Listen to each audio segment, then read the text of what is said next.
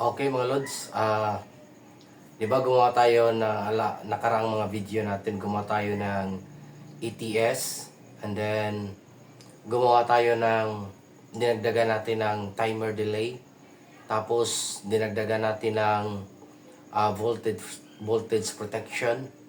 So may nagtanong sa akin kung paano raw lagyan yung ganong DIY na ETS ng pilot lights mga Lods. Oo. Paano raw lagyan ng pilot lights? Kasi hindi gaya ng mga ETS na yung may araw, yung parang yung ginamit natin. Oo. Yung ETS na saksak mo na lang. Oo. Yung ganong type, mas madali yun kasi ilagay mo lang yung pilot lights, may mga slot doon. Pero dito sa yung ginawa natin, gagamit pa tayo ng relay. Need pa tayo ng relay mga Lods. Yung 8 pins na relay. Kaso gusto ko sana ng to 20 volts na activated yung relay. Kaso ang hirap maghanap ng relay na to 20 volts yung para activate niya. Kaya yung pinaka-common na lang, yung 12 volts. Tapos nag-ano na lang ako ng supply. Kaso wala pa rin nakita sa amin. Kaya ang ginawa ko, naghanap na lang ako doon sa mga amplifier. Salvage lang ako doon sa mga amplifier. May mga relay naman kadala sa mga amplifier. Buti lang may nahanap ako doon sa kapitbahay namin, sira na amplifier. Yun, binigyan ako ng relay. Kaso, 8 pins gusto ko, yung naibigay niya, yung available niya is 6 pins lang. Kaya, yun sana. Perfect model sana.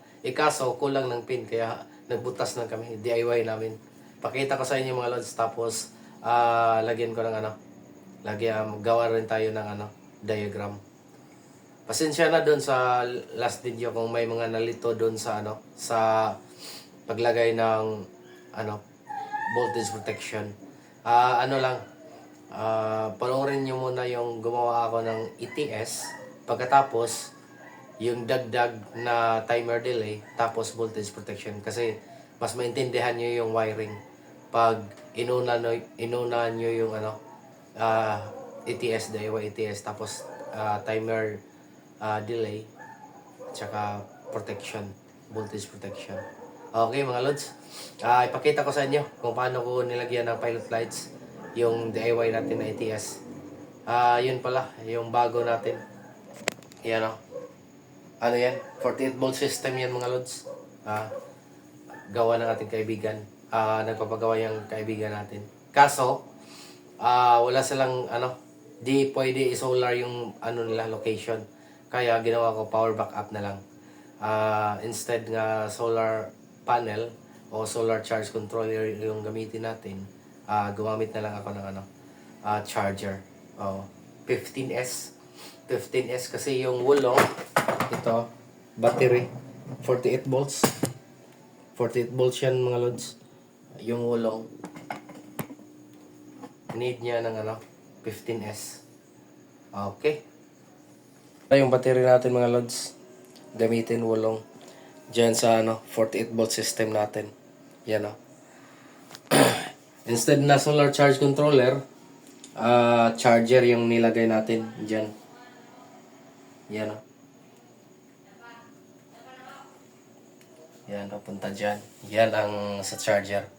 Makikita natin kung fully charged na ba o charging pa. Okay, yan. Breaker natin, switch, yung yellow, switch ng ng charger natin. Yung pangalawa, sa yan, charging. And then yung pangatlo, hindi pa dumating yung 63 ampere. Kaya 40 ampere lang for testing. Palitan ko yan pag dumating na. Yun. Okay, tingnan natin sa loob. Yan. Medyo di maintindihan pag ganun lang. Pero pag pinanood mo yung paggawa ko ng ETS, step by step ETS, Itong dalawang to, pagkatapos nilagyan natin ng relay, nilagyan natin ng voltage protection, mas maintindihan nyo yung wiring. Yung wiring na yan, for testing lang yan. Ito yung gagamitin natin. TSSN na number 12. Kaya yan. Kasi 3 kilowatt lang naman. Yan. For demo lang yan. Lumang wire ko. Wala na akong nahanap. Sayang naman putulin yung yung input natin ito. Yung input natin. Putulin ko na lang yan pag nandun na kami sa site. Tapos ito, palitan natin yan. For demo purpose lang yan. So, ganito. Yan Yan ang ginawa nating relay. HL. Ayan. HL4453. HL4453 1F.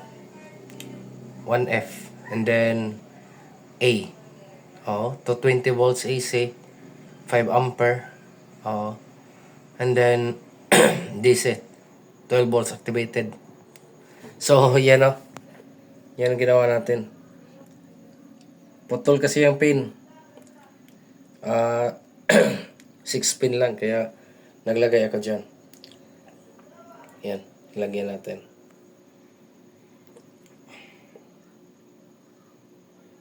DIY yan.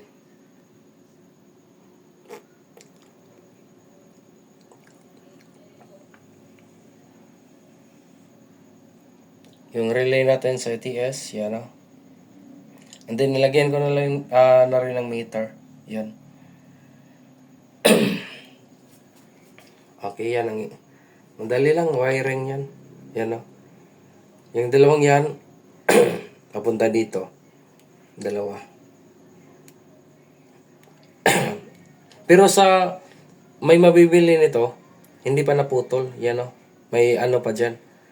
May pin pa dyan. Kaya, pag bumili kayo nito na model, may pin dyan. Tapos, yung dalawa dito. Magkabilaan yan. Tapos, lagyan natin ng 220 papunta dito. Yung 220. Kasi, kailangan palaging may 220 na naka-in dyan. Kaya, dito sa out natin. Para kung mag-burn out, yung nagsusupply dito sa 220, yung battery. Ito. So, kaya dyan sa out natin ilagay yung 220. And then ito, activated, 12 volts. So, gumawa ko dyan. Saksakan for 12 volts. Tapos, nilagay ko dito sa AC. AC yan. Kasi, halimbawa, pag nag-burn out, boom, deactivate yan. Boom, burn out, lilipat to. Tataas yan Tataas yan. Kung burnout. Kung walang supply to. Pag walang supply yan, tataas. Pag may supply yan, bababa. Kaya, sa AC ko nilagay. Kasi, ang solar, di naman burnout yung solar. Okay, pakita ko sa inyo yung diagram. Okay, mga lods. Paano ba to idagdag yung dalawang pilot lights dito sa ATS natin? Yun. ATS yan natin, mga lods. Simple lang ito. Relay to. 12 volts relay, mga lods. 12 volts mga relay. Itong dalawang to, yung sa taas. Taas ng relay. Para to sa pilot lights. Diyan. Diba? Ito. Sabihin natin, unahin natin yung yung green. Okay, green. Yan. And then, yan lang kasimple yung wiring. Yan Yun. Yun lang. Tapos, sabihin natin ito. Diyan. Then, ito kabila.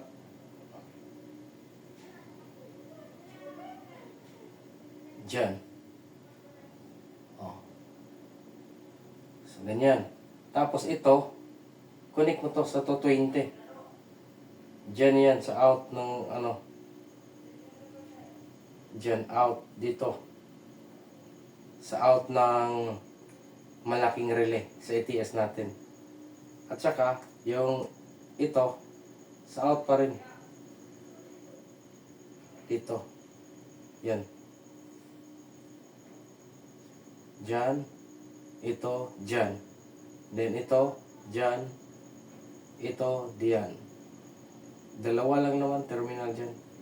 Tapos ito, sa baba, papunta tong saksakan. Gumawa ka ng ano, plug dyan. 12 volts. Guhit tayo. Yan, 12 volts. Kabila, negative 12. Then dito sa kabila, positive 12. Yun. Yun lang. Yun lang kasimple. Oh, yun lang. Mahirap yan pag tiningnan mo yan. Pero pag pinanood mo yung ETS itong dalawa, paano ko yung ginawa, tapos nagdagdag ako nito dun sa video, timer delay. Ito muna. DIY ETS, yung ginawa ko. May diagram ako dyan. Tapos nilagyan ko ng timer delay. Ito pa rin ginamit ko na diagram.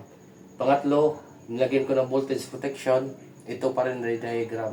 So ito pa rin na diagram ang ginagamit ko sa pilot lights para mas maintindihan. Panoorin mo yung video, mga lods. Panoorin natin yung video from DIY ETS, and then timer delay, and then voltage protection, tsaka ito ETS. Mas maintindihan yan, mga lods. Okay? Yung nag-vlog din nito, yung kinunan ko ng idea nito, hindi rin niya alam paano daw maglagay ng ng pilot lights. Kaya gumawa ako ng ETS na ganyan, tapos dinagdagan ko lang nito.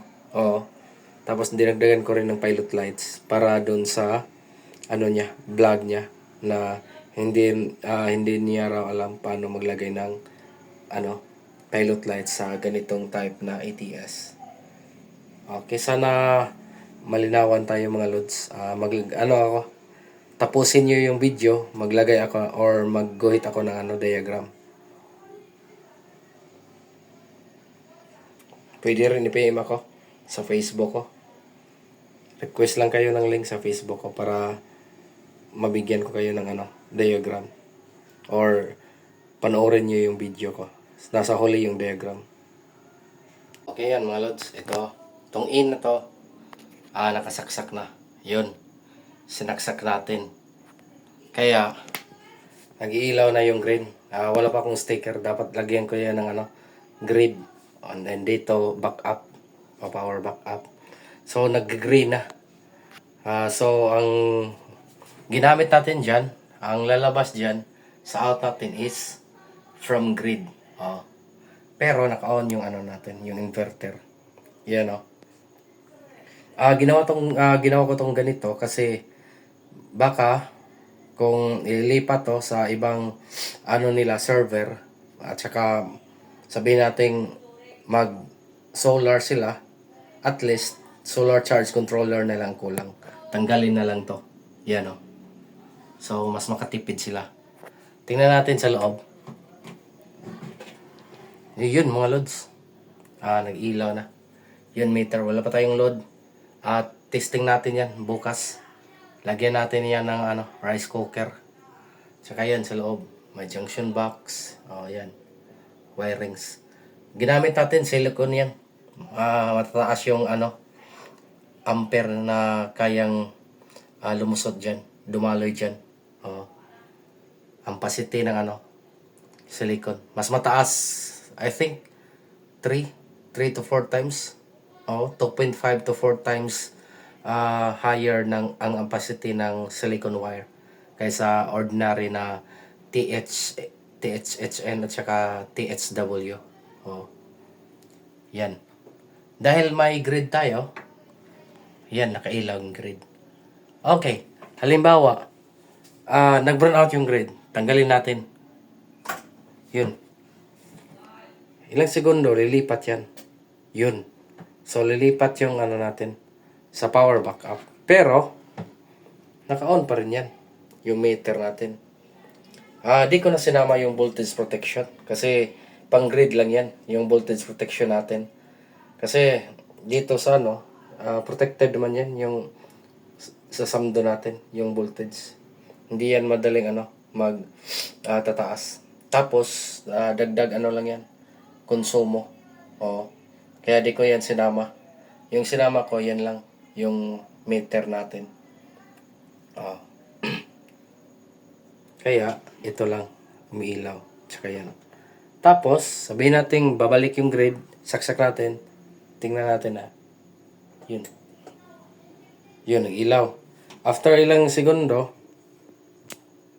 lilipat yan. Tingnan natin yung green, yung ilaw. Yun. Yun. Lumipat sa green. So, grid na naman. Yan. Yan, set up natin. Tapos, nilagyan ko na lang ng metal box para mas malinis tingnan. Naka-metal box siya. So, put up na lang namin doon. Tapos, kung mag-charge ka, mag-charge yung on lang yung yellow. Yan, for charging. Tsaka yung breaker, pangalawang breaker, tabi ng yellow. Dilaw. Tapos, lagay dito sa input. Tingnan natin Okay, nakakonect na mga lods. Subukan natin kung kakarga ba talaga. So, need natin isaksak yung natin. Itong grid. Kasi nakakonect dito yung charger. Ayan. Ito yung charger natin. Yan Yan. Tapos, may indicator dyan kung charging kaya full na. Okay, nag-ilaw na. So, ready na. May delay to And then, on natin yan. Itong pangalawang breaker. And then, on natin to. Tutunog yan. Yan. Pagkatapos, iilaw yan. Red. It means charging. Okay. Tingnan natin kung pumasok ba talaga dito. Okay, mino. Yun. Cell value, enter. Yun, pumasok. May 14 ampere na pumasok. Tingnan natin. Off natin yung Off natin yung charger natin. Kung mawala ba yung flash sign ng ampere. Yun, nag-zero. So it means nag-charge yun kanina. So, on natin ulit. Tingnan natin. Yun. Tataas yan mamaya. Yun. Ito. Ilang segundo magpo 14 yan. Yan Kaso, di ako masyadong sa kulong. Di ako masyadong may alam dito sa battery ng wulong. Pero alam ko, yung mga ganito for BMS, may mili ka ng sinong gawin mong slave. Tsaka mag-communicate siya doon sa controller. Enter natin. Yun, 10 ampere. 11. Wala kasing minuto. Kasi nabili lang to ng kaibigan ko si Canon. Sana maayos pa yung battery. Yun, 14. Tingnan natin yung temperature niyan. Kung ilang degree.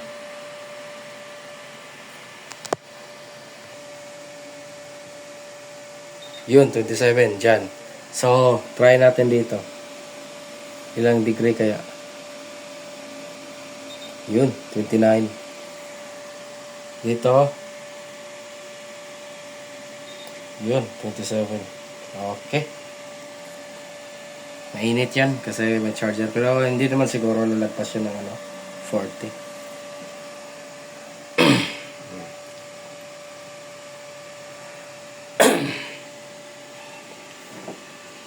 Yun mga lods. Siguro i-charge to kung nasa 90 to 100% siguro ang nawala or DOD na ginamit, nasa 6 to 7 hours. Pero pag may natirang 20%, siguro 5 hours lang to. Apat na kalahati hanggang 5 hours yung charging yan. Di ko na inon yung Zamdo natin. 48. Next video natin, iset natin yan yung LVD natin. Set natin sa LVD yung ibang mga parameters dyan. Set natin yung Zamdo natin. Okay. Okay mga lods. Paano ba to idagdag yung dalawang pilot lights dito sa ETS natin? Yun. ETS yan natin mga lods. Simple lang ito. Relay to. 12 volts relay mga lods. 12 volts mga relay. Itong dalawang to, yung sa taas ng relay, para to sa pilot lights dyan, diba? Ito, sabihin natin, unahin natin yung yung green. Okay, green. Yan lang kasimple yung wiring. Yan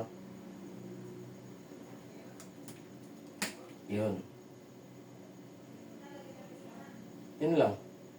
Tapos sabihin natin ito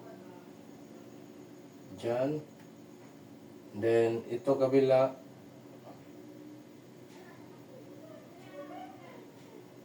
dyan. So ganyan. Tapos ito, connect mo to sa 220 dyan, yan sa out ng dyan, out dito sa out ng malaking relay sa ATS natin. At saka yung ito sa out pa rin dito, yan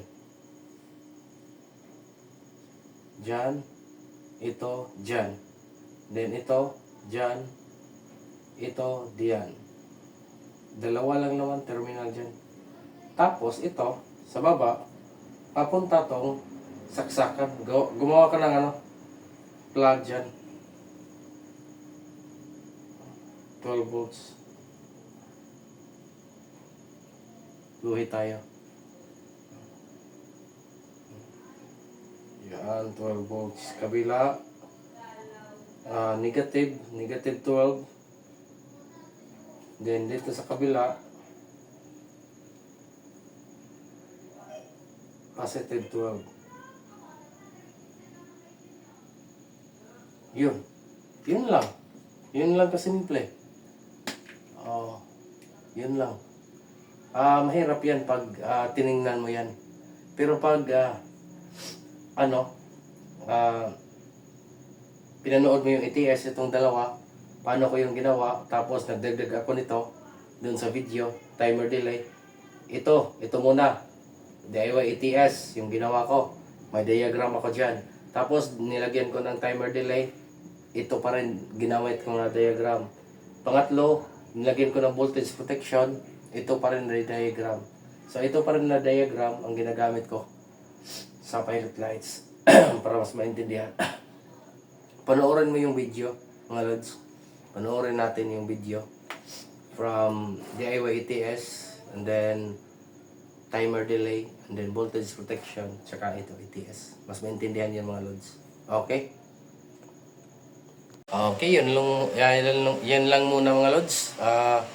May pakita natin mga lods. Next vlog natin, isa-set natin yung Samdon 48 natin bago natin ilagay doon sa doon sa bahay ng kaibigan natin. Na-set muna natin para kabit na lang ang gawin natin doon, at saka yung konting electrical na lang mga lods. Bago natin i-turn over sa kanya. Okay mga lods, sa mga gusto magpaano dyan, pagawa dyan, PM lang mga lods. Tsaka huwag kalimutang mag-subscribe at saka like, at saka kung pwede share yung channel at videos natin mga lods. Maraming salamat mga lods. Isa pa, hindi ako expert nito mga lods. Ginagawa ko lang to para may documentation tayo sa mga project natin. At sa mga ginagawa natin. Pag may may gagawin tayo, yun lang, puntahan na lang natin yung video, balikan ko. So mas madali kaysa magbasa pa ng manual. Okay mga lods, maraming salamat. Bye bye.